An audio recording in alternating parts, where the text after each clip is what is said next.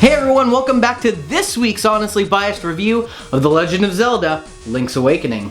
Oh my god, he's back! Holy shit, you're both back! 1, do you feel lighter? 2, how's the face? 5. I lost 15 pounds. Oh. Yeah, I gained it back the next day. Yeah. Pizza. Proud of you. It's a boy. Yay! Legend of Zelda: Link's Awakening is a classic remake of the ever-impressive Game Boy era. But is it a remake worth replaying like so many before it? Or is it a nightmare we can only hope to wake up from? But before we get into it, don't forget to like, subscribe, share, comment, and please don't forget to click on that bell to get all our future content, because if you don't, I might have to send Ganon after you. He's not in this game, but... Well, technically a shadow form of him is. Hey! It's not him.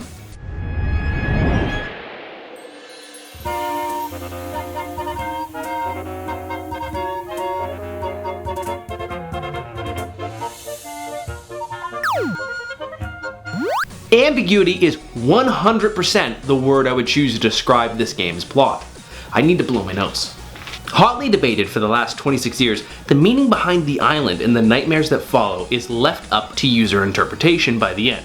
There are certain elements that can be described as factual, sure, but for the most part, it's left up to your imagination. Don't go into this expecting closure, that's all I'm saying. Once again, you strap on the leather boots of one of many generations of Link and have to save the day from what, you might ask?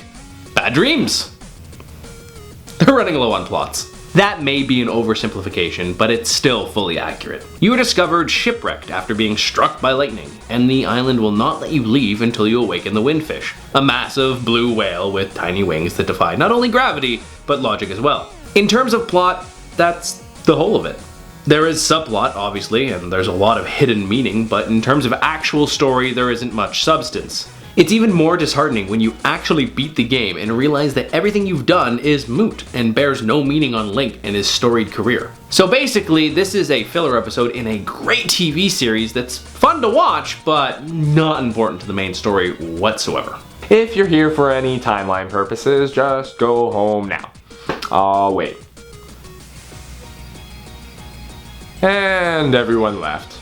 This story is actually pretty damn creative. Don't get me wrong, I hate vague ambiguity and Deus Exes as much as the next guy, but this game manages to sprinkle them into their story without taking away from the main focus of the game, the gameplay. You can tell back in the day they just needed to put a Zelda game on a portable ASAP, because this game's littered with reused assets from the other franchises. Some would argue they're homages to the Game Boy's fellow ilk, but judging from this extremely minimal story, I'd beg to differ. Despite all this, the story is a wonderful journey, and both starts and ends leaving you with questions, even though the answers are less than subtle.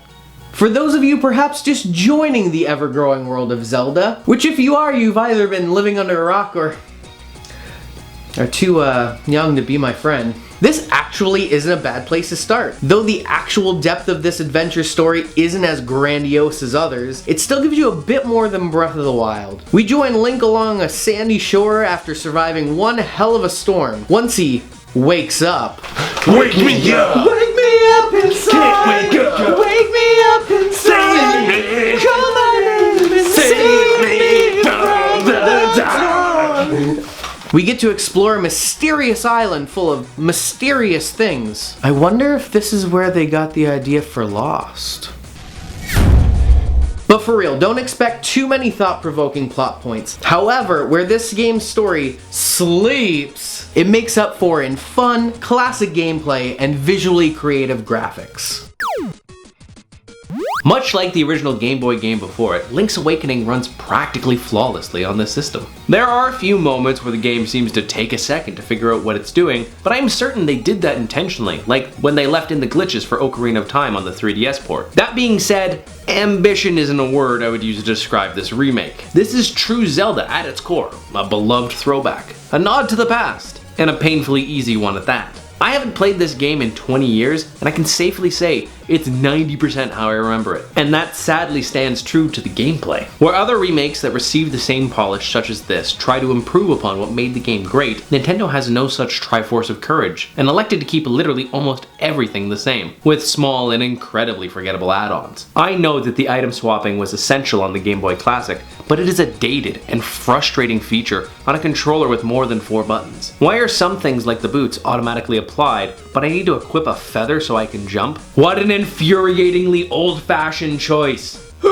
Both triggers and bumpers were assigned to the same item, as well as the clickable thumbsticks were just blatantly ignored. This wouldn't get my goat so much if Nintendo didn't charge full AAA pricing for an old game with a new graphics engine. Especially up here in Canada where the game costs $90 after tax and Nintendo don't do sales like Joey don't share food. Right, Joey?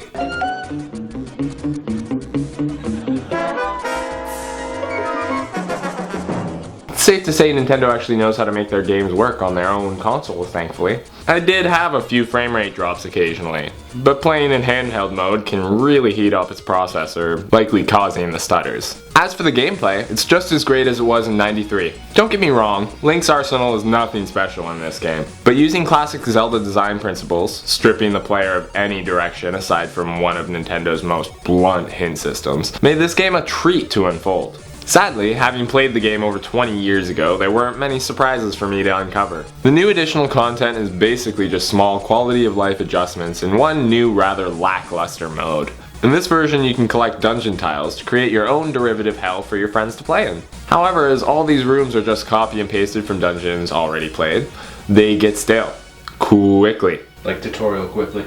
If we could create our own rooms, this system may have been a bit more enjoyable, but instead it's just another throwaway addition to a beloved remake. The one thing that definitely should have changed though is their button mapping. It doesn't change the difficulty just by giving us 2 extra item slots. You literally remapped half of our items anyway. Oh well, at least they gave us 1 extra slot. 1. Yeah, 1. I'll be 100% transparent here. I never actually beat this game as a child. However, I think that's why I really enjoyed this game. I was torn on a couple choices at the time, but Link's pure nostalgia of busting out my fat boy and playing this as a 5-year-old Vander made me feel so good inside. Yes, it is very much the same as I remember, but what seems like forever to get through as a child, and then surpassing that very quickly, it's a whole new world. I can show you the world. If you've played this or any top-down Zelda games, you know what you're getting yourself into. It is by far one of the easiest games in the franchise, but it doesn't take away from the joy this brought me. Took away my savings, but not my joy. So yeah, go fund me, guys. That they may take our lives, but they'll never take our freedom! Second disclaimer, Thumb Therapy does not support any GoFundMe's in the name of Vander. Yeah. As much as I heaped seething overpriced rage at this game's graphics engine a minute ago, I will say this. It looks damn fine. I mean, not $100 fine, but fine nonetheless. The choice to go with an almost toy-like aesthetic for the characters and environments may have been divided amongst the hardcore fans, but I can safely say it works. I do have to make the jarring comparison to a love letter of the original games, 3D Game Hero, the forgotten gem of the PS3 era, as the graphical choices are strikingly similar. You know what they say, imitation is the highest form of flattery, and imitating the imitation, well, that's just kinda odd. You even brought in the apples, which could be a Breath of the Wild thing, but I don't believe it. That being said, it is a very pretty, polished plastic world, which is oh so much fun to explore, even if you can do most of the map in about 3 hours or less. It just may be a little stolen. It's still good, we're still good. I am not a crook. What if Zelda took place in a toy box That's inside a whale's head. that's inside your mom? Heyo. That would be this game. It was a perfect aesthetic choice to convert a 2-bit top-down ARPG into a modern-day HD revival. That's a lot of letters.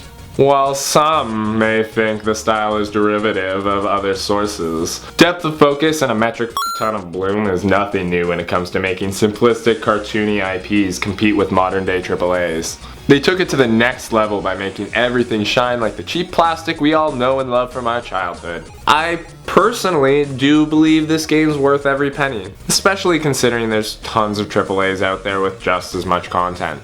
But realistically, what you're paying for is the thought that's gone into crafting such an open, despite small world. Plus, even if this game was sold for $39.99 in '93, with inflation, that's the same price as any AAA in the States right now. This all being said, considering Link's Awakening is on 3DS for less than $10, that price point's a little disappointing. At least Nintendo was smart enough not to put it on the Switch though. Nintendo also needs to understand the value of their games should depreciate over time, just like everything else. But I guess that's on us for liking them too much. Oh, it's okay. We're gonna have words about that later. Stay tuned. This game is wildly breathtaking. But in a completely different way than Breath of the Wild. At its core, it's very childish and cartoony, but it's the way they do it that had me so intrigued when they announced this game. It's like Woody from Toy Story 1, getting a facelift and looking as good as he does in Toy Story 4. Both were great, but the new version is just so much better. The colors are rich and vibrant and literally make you feel like you're in a dream world. Maybe I'm slightly over-exaggerating on this one, but this really added to the game for me and made that $80 price point hurt a little less. Don't forget about taxes. Oh yeah, sorry, $90, you know. Maybe one day we'll have a carbon tax on games too. Holy shit, did they actually cast Edward friggin' Elric as the voice of Link? No, they didn't. But she did voice Maria Hill in Full Metal, so close enough to the pipsqueak. Don't call me Pipsqueak again! It's okay, Vic. I'm not calling you a pipsqueak. I'm calling you a rapist. And you will never unhear that, and I'm not sorry. As with any Zelda game that doesn't feature Zelda, besides a name drop, the side characters steal the show. They're fun, creative, and also cheerful to the point of being psychotic that it makes me feel like something bad is going to happen to me, or that I may just be a terrible human being who's grown into a vengeful narcissist. Kill those murderers dead! Oh, shut up, Lindsay. As much as they are all fun to be around, they are also quickly forgettable after you've beaten the game, which is kind of ironic considering the message of the story. The only problem I have with them is they are single-serving friends. Most of them exist to complete a single item fetch quest where you trade an item to get another, and another, and another. It sounds long and tedious, but it truly isn't. They only exist to serve the dream, and sadly, they're just not as creative as they could have been. Let's just start with not Zelda. Yes, you heard me. The first and only in the franchise to exclude its franchise's namesake. For shame! But at least there is good reason as to why. Spoilers! The titular character is here in spirit within what I can only assume is a fusion ka of Zelda and Melon. Marin's the heart of this game, despite it having dozens of characters, all of which you get to interact with during the longest quest line in the history until the forging of the Bigoron sword. Marin's the only one to build a relationship with Link, despite it being more than a little shallow. But they're just so cute!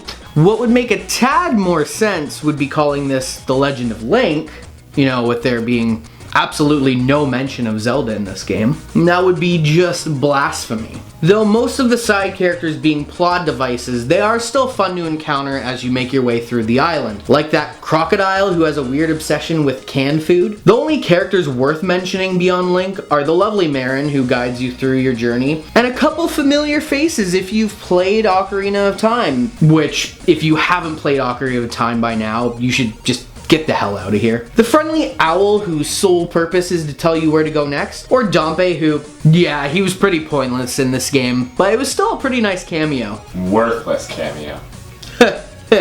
Yeah, piece of Let's bully Dompe!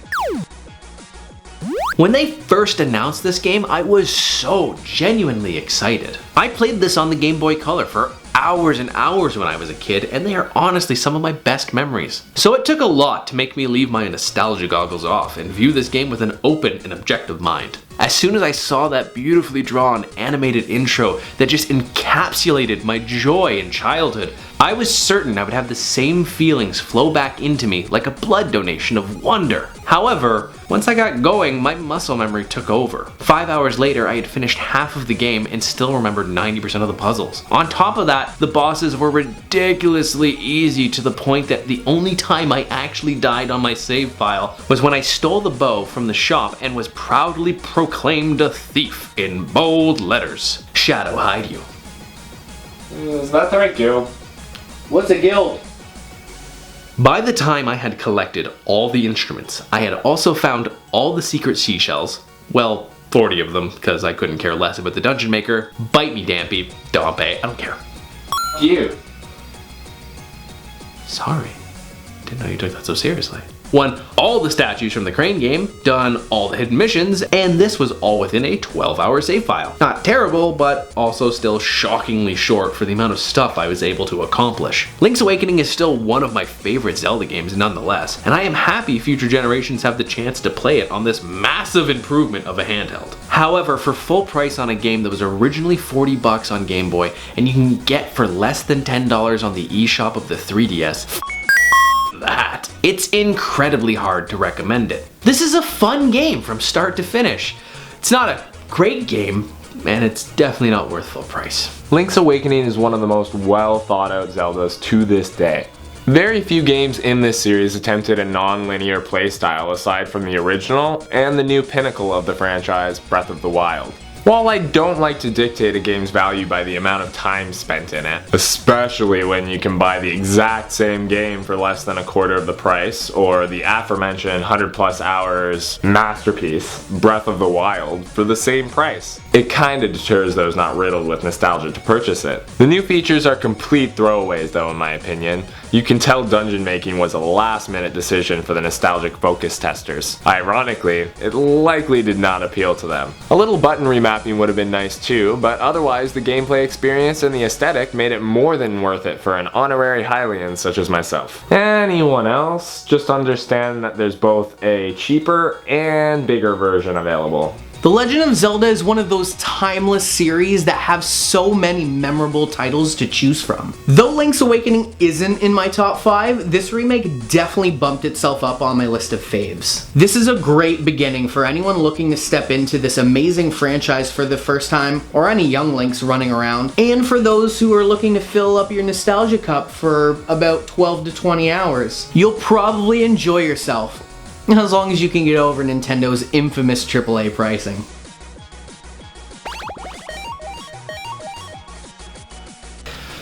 Hello, friend. Don't forget to like, share, subscribe, and just do the things, please and thank you. We greatly appreciate you stopping by to check in on us, though. Thanks again, and you have yourself a wonderful day. Oh, and don't forget to hit the bell thingy, because we get nothing if you don't know we do things. Outro time. Remember, people, carpal tunnel is real! So don't forget to do your stretches.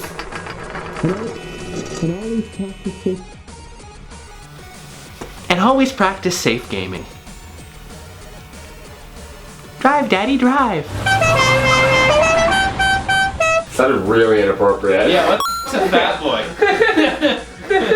The fat Game Boy? Yeah. Okay, that sounds like you're talking ridiculous. Yeah.